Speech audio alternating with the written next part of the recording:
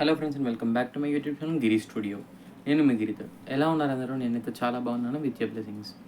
మనం ఇంతకుముందు మొదలు పెట్టుకున్నట్టుగా లలితా సహస్రనామంలోని 1000 నామాల్ని వాటి అర్థాన్ని తెలుసుకునే ప్రక్రియలో ఆ లలితా త్రిపుర సుందరి దేవి అనుగ్రహంతో మనము 46 నామాల్ని వాటి అర్థాన్ని అమ్మవారి అనుగ్రహంతో విజయవంతంగా తెలుసుకున్నాము.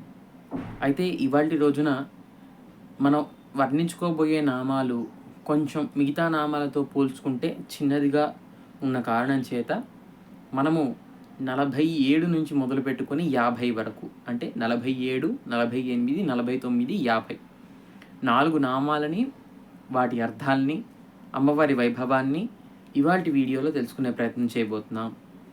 కాబట్టి మొట్టమొదటిగా ఆ నామాల్ని అనుసంధానం చేసుకుంటూ వాటి అర్థాలని అంతర్గతంగా అమ్మవారి వైభవాన్ని తెలుసుకునే ప్రయత్నం చేద్దామా రండి.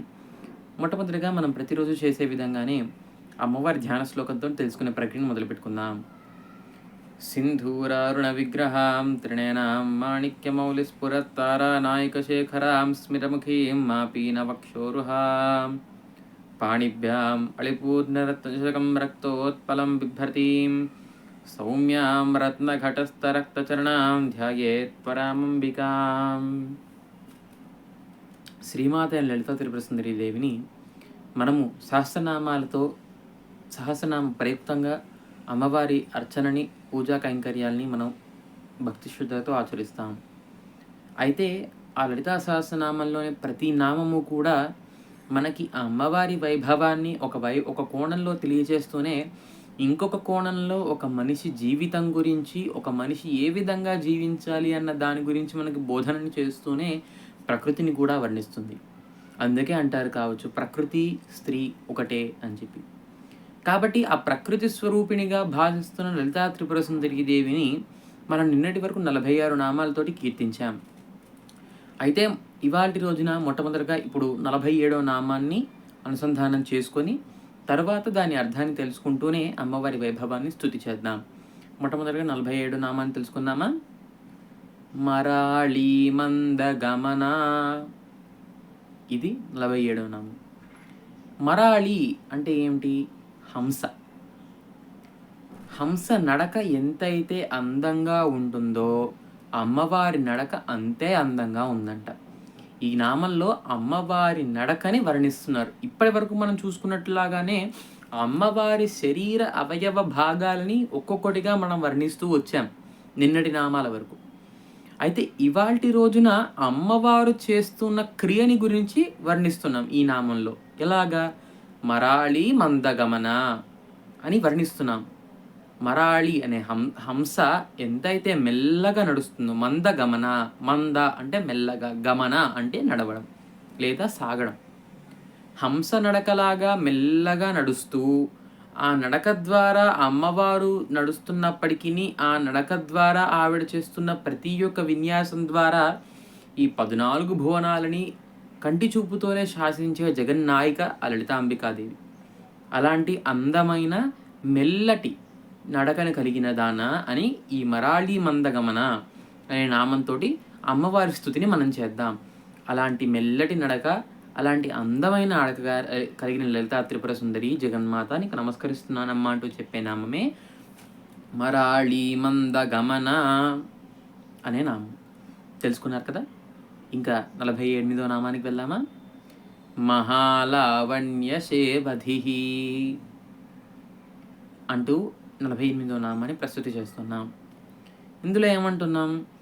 అమ్మవారు ఏదైతే రూపంలో కొలువై ఉంటుందో ఆ రూపం ఎలా ఉందంట?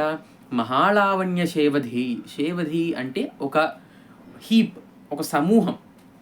మహాలావణ్య శేవధి ఈ ప్రపంచంలో ఉండేటువంటి అందరి యొక్క లావణ్యాన్ని ఒక దగ్గర పోగు చేస్తే ఎంతైతే ఉంటుందో దానికి కొన్ని కోట్ల రెట్లు, గణితంలో లేనటువంటి అంతటి అపూర్వమైన అత్యద్భుతమైన లావణ్యతోని ప్రకాశించే తల్లి అని మహాలావణ్య శేవదిహి అనే నామంలో అమ్మవారి వైభవాన్ని, అమ్మవారి లావణ్యాన్ని ప్రస్తుతి చేస్తున్నాం. ఈ నామం ద్వారా అమ్మవారి లావణ్యాన్ని ఎంతైతే మనం పొగుడుతున్నామో అమ్మవారి ఆర్యత్వం అంటే గొప్పతనాన్ని కూడా అంతే పొగుడుతున్నాం. అమ్మ ఎలాంటిది? ఒకడు అమ్మని నమ్మి వచ్చాడంటే వాడిని హక్కుని చేర్చుకుంటుంది. అదే వాడి గురించి వేరే వాడెవడైనా మనస్సులో కూడా వాడి గురించి చెడు ఆలోచించాడా, అందరూ ఆమెకి బిడ్డలే, కానీ ఆవిడ పాదాలు నమ్ముకునేవాడిని ఎప్పుడూ అన్యాయం చేయని తల్లి లలితాంబికాదేవి. అలాంటి ఆవిడ యొక్క లావణ్యాన్ని ఎలా వర్ణిస్తున్నారు? మహాలావణ్య శేవదిహి. ఈ భూమండలంలో కానీ 14 భువనాల్లో కానీ ఈ విశ్వాంతరాళాల్లో ఎక్కడూ లేనటువంటి లావణ్యాన్ని కలిగినటువంటి తల్లి ఓ లలితాంబిక నీకు నమస్కరిస్తున్నానమ్మా అంటూ చెప్పే నామమే మహాలావణ్య శేవధిహి. అర్థమైంది కదా 48వ నామం. ఇక 49వ నామానికి వెళ్దామా?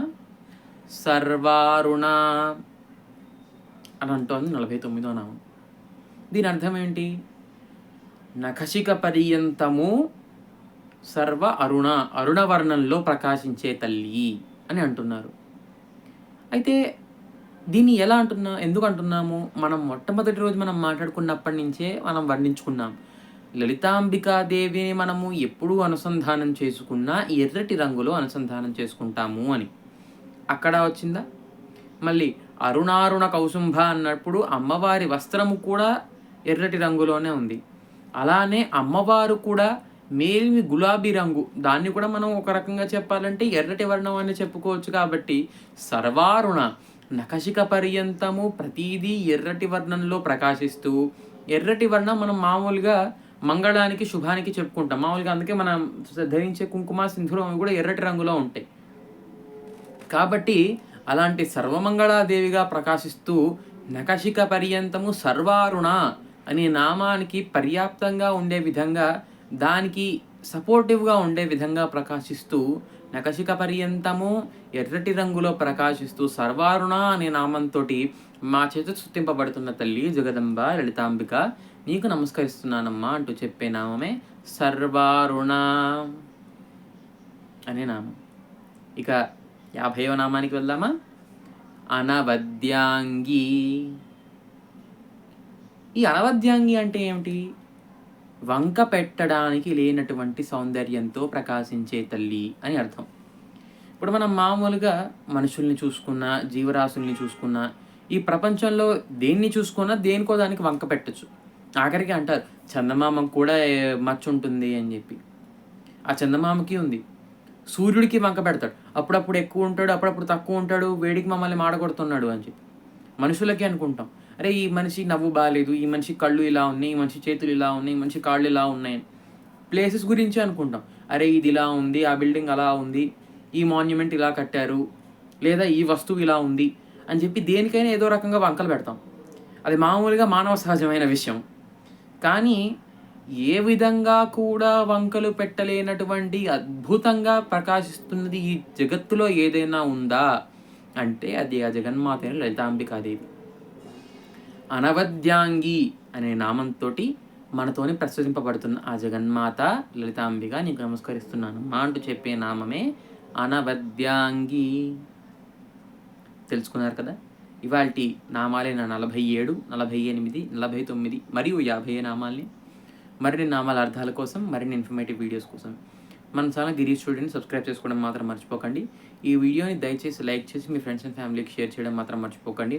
అండ్ ఆల్సో పక్కనే ఉన్న బెల్ ఐకాన్ని క్లిక్ చేసుకోవడం వల్ల మన వీడియో నోటిఫికేషన్స్ అన్ని మీకు తప్పకుండా వస్తాయి. మరిన్ని నామాల అర్థాలతో రేపు వీడియోలో కలుసుకుందాం. అంతటి వరకు సెలవు. నమస్కారం.